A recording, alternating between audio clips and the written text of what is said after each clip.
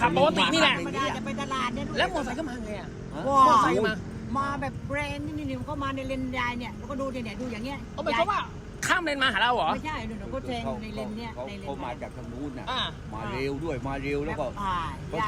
แซงกินโค้งมาไง อ๋อก็คือข้ามมาฝั่งเรา ขับ ข้ามเลนมาหาเรา ขับกินโค้งมา โอ้ มาอย่างที่ดูยางแตกอะ เร็วไหม เพราะว่าเร็วอย่างแรงนี่ลุงสัก50-60กำลังจะไปตลาด อ๋อบางตลาด เราทางโค้งเราจะเร็วได้ไงมันก็ ใช่ ได้ เข้าใจแต่มอเตอร์ไซค์นี่หลุดข้ามเลนมาหาเราเลย เออ เนี่ยเข้ามาตั้ง